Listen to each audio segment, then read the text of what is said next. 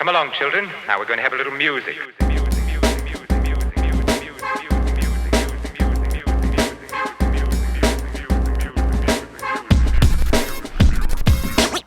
What's up, y'all? It's RB3. I'm Sabrina. We are here for First Cut. We are doing a, we just talked about Succession. So now we're here to talk about the other HBO Sunday conclusion series finale. Series finale that we got this past week with Barry. I don't know, both shows, 4 seasons, super short, ending this week for some reason. I don't know why, but yeah. Because the Emmys, actually. Oh, really? The Emmys consideration, they had to both air, or all the shows had to completely air at a certain date in order to be eligible for this upcoming Emmys. So I think that's why a lot of people are confused about that. And like, I hate that. I genuinely hated it because I wanted to definitely experience them both on their own versus like back to back every single week. But right, for another day. Because now Yellow Jacket also like wrapped up on Showtime. Yeah, so it's like everything. But yeah, whereas for me, Succession, I was pretty excited about the finale. I thought it was good. I thought it landed all the characters in pretty good place. This show, I was like, what are we doing here? Obviously, Barry is starring Bill Hader. A lot of the episodes are directed by Bill Hader, written by Bill Hader, and then and it's very much like his vision through and through. And this is, again, spoiler alert for all of season 4. So if you haven't seen season 4 yet, this is definitely the time to like tune out because we're getting deep into it. But after it was just so hard after they hit that mid-season kind of plot twist where they hit the time jump. Yeah, it never really fully recovered for me from that. Like, it never really got to a place where I understood what the purpose of that was, why we needed to do that like fully. I understand why for certain character things, we need to see No Ho Hank get rich. We want to see Fuse get out of prison, like all these things. But it's like, still, it's just like, bro, it felt such a departure from everything that we had came to know about Barry up until this point as a show and as a character. It just didn't do it for me. But what are your thoughts on the Sabrina on the Barry finale, Sabrina? Yeah, I know how you feel about it, and I completely understand too. I had friends over, we were watching it, and it was definitely very mixed reactions across the board, especially after just coming to the most perfect conclusion with Succession and then to this episode. I appreciate a lot of the risks Barry takes, especially from the start of the show, the way it kind of cemented itself. And it's like, yeah, this is a comedy and it has very serious elements, but at the end of the day, it's still a comedy. And as we progress and with Barry's character, it's kind of a reflection on his life and how he feels and all of that. I think the time jump was an interesting choice. And I think it wasn't necessary, but I do think it helped in certain ways to kind of see the consequences and the repercussions of all these characters' actions.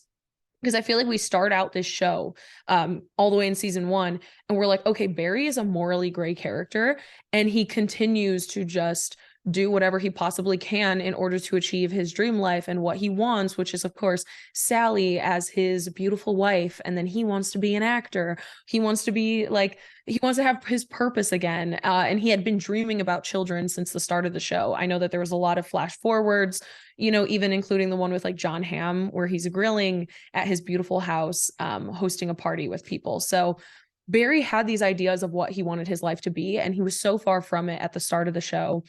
And it got to a place where he could potentially achieve what he wanted to. And that time jump kind of shows like, hey, no, Cousineau, also a morally gray character. Sarah Goldberg, Sally, also morally gray. NoHo Hank, same thing. These are a bunch of really bad people in the same way of what we just talked about with Succession, just in, their own ways. But yeah, I think we needed it. I think it makes sense, especially for Gene Cousineau, because from the beginning, he has been incredibly selfish.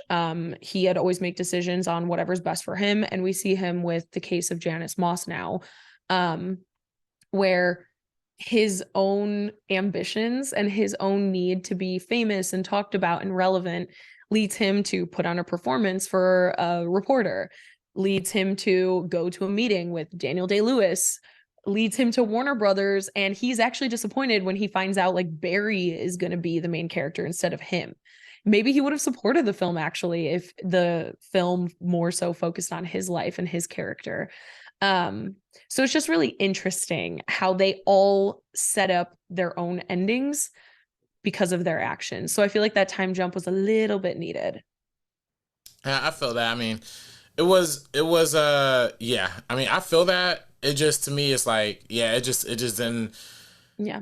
I was kind of, I didn't like it when it happened in real time. And then my main thing was like, just, I feel like a lot of these character changes a lot of character changes that happened after the time jump.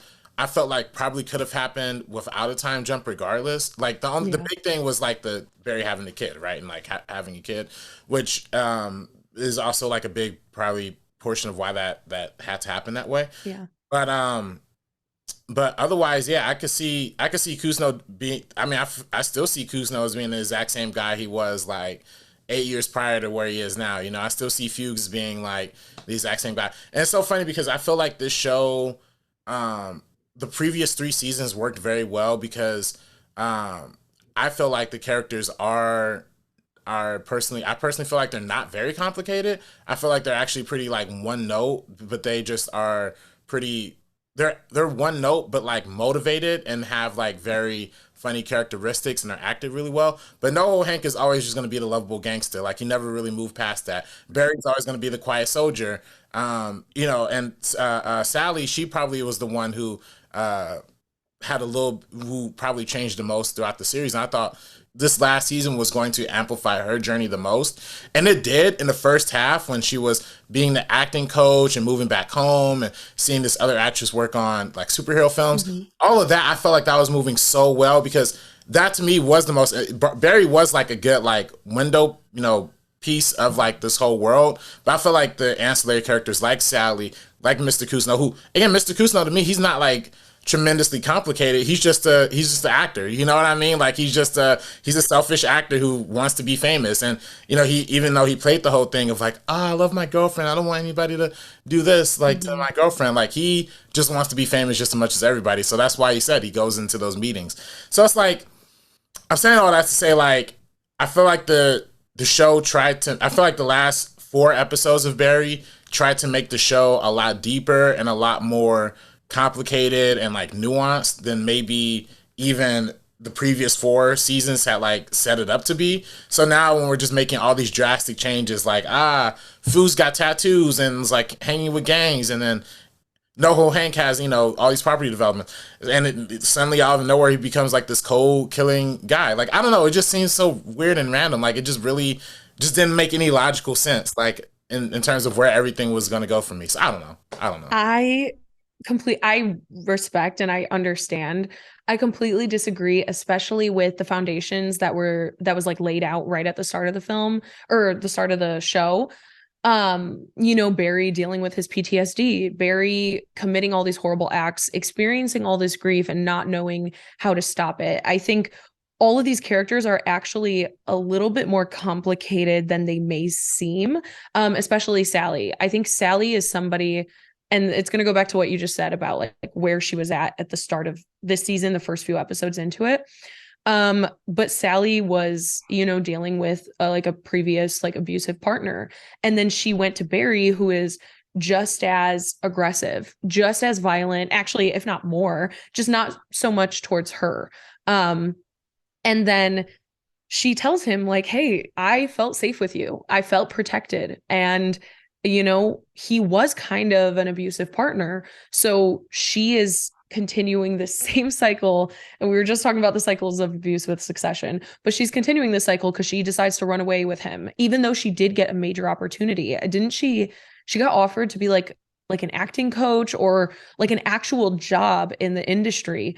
And she immediately leaves with Barry and starts this like random kind of really boring and horrible life and not at all what she saw for herself. We see her on Google and she's looking up what Natalie is doing and like what other people have going on because she doesn't have anything going on for herself. So I think she just brought herself right back into the cycle of what she knows, which is being someone's partner and not creating a life for herself, which she had started doing before she met Barry. And then she fell right back into the trap. So yeah, so it's very complicated. I liked the time jump, and now going to like this episode, even with like Jean's eventual end, or even NoHo Hank. I think NoHo Hank was irredeemable the second he knew Cristobal was going to die if Cristobal walked away, and he let it happen. And I thought right then and there, and I was like, he's going to end the season dead or something else, because there's nothing that could come out of this character anymore. This is like the final straw. Yeah, no, I mean, I felt that with No Hang too after Christabel had died too. That was my thing too. Is like with Noah Hank again. He definitely felt stabbed in the back a lot by Barry. So that's why he Yeah. held the Sally and the kid hostage and stuff.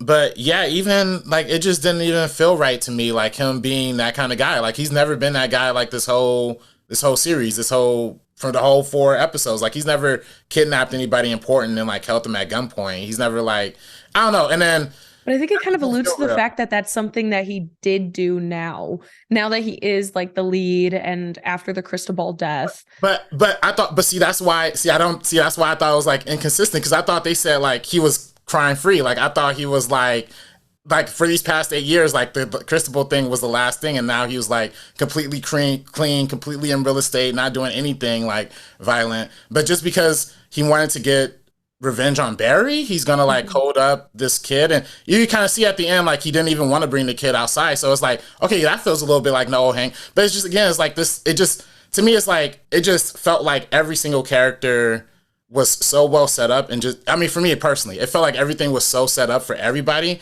and then this episode and the previous 3 episodes just threw all of it out the window, and just were like, okay, we're just gonna write like Barry, like, or Bill Hader's like, okay, I'm just gonna write them where I want them to go, essentially.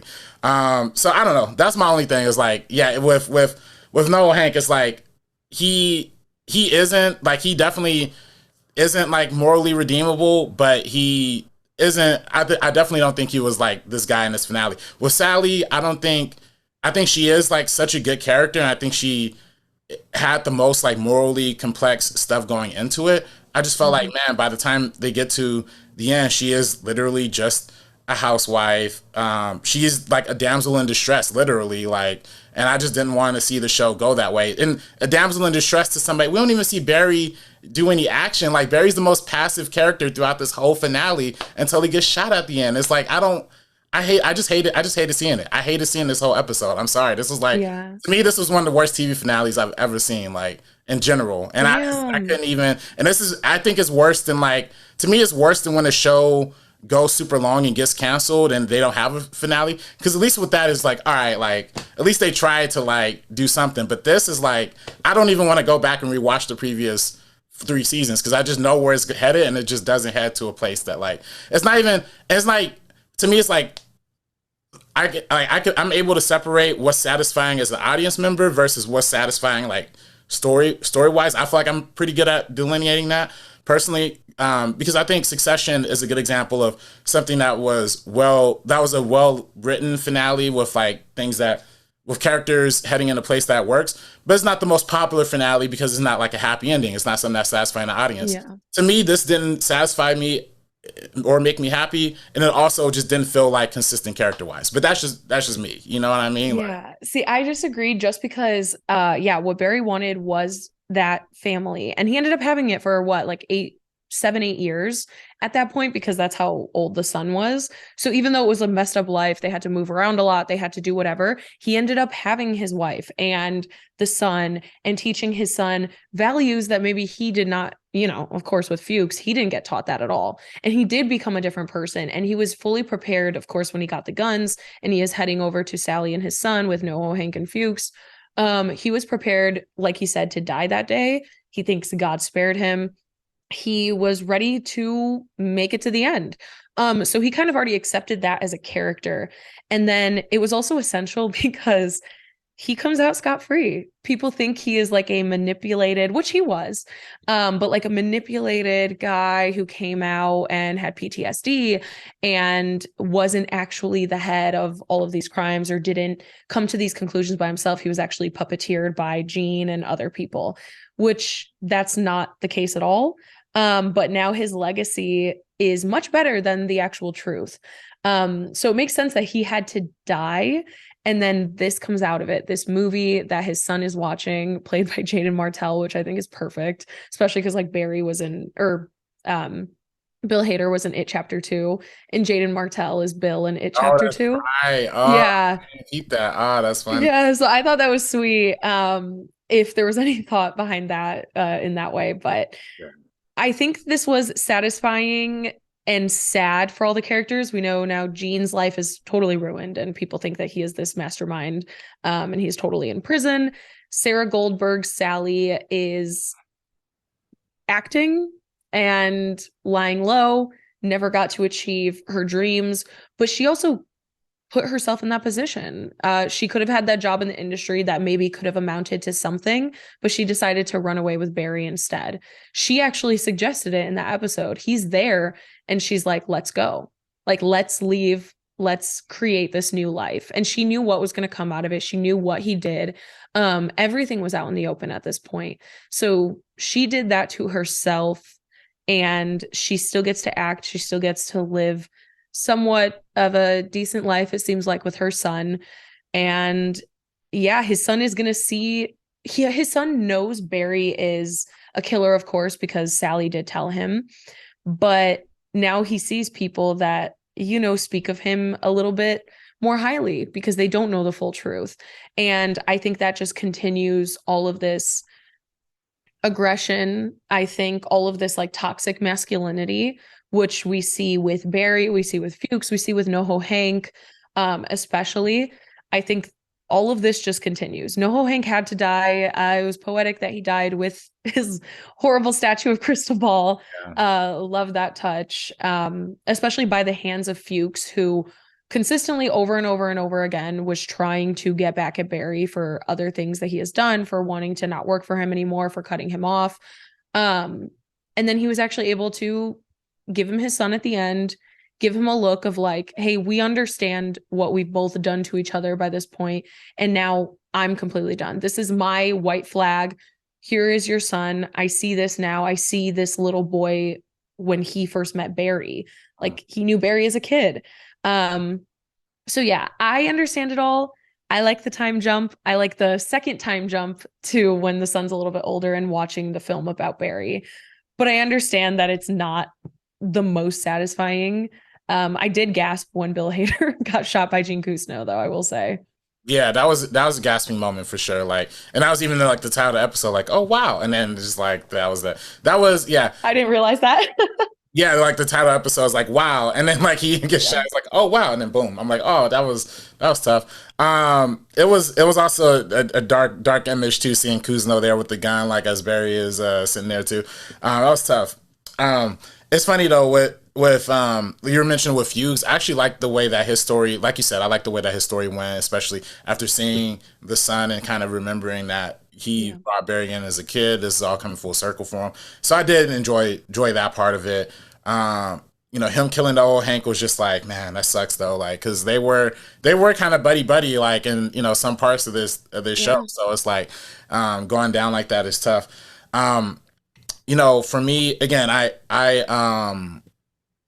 think I've always just maybe just, you know, I've always just like thought of very highly of Sally's character. So I don't know, like to me, I just felt like just her being the damsel in distress throughout there were some good like horrifying scenes throughout the season with her like by herself, like when she was in the house by herself and that one dude in the all black mask and suit was like following her around. I still don't know what that was about. Like that was kind of a mystery. I got a theory about that. Sorry to interrupt, but theory, yes, please. I think with this, it kind of goes back to what I was talking about, where she is almost like an eternal victim, and she consistently makes decisions that kind of puts herself into not not the best life, not the best world. But I think with that, I think that was kind of fake potentially. I think that was all in her head. You know, we see that moment with the cop too, with the cop bleeding out of his eye.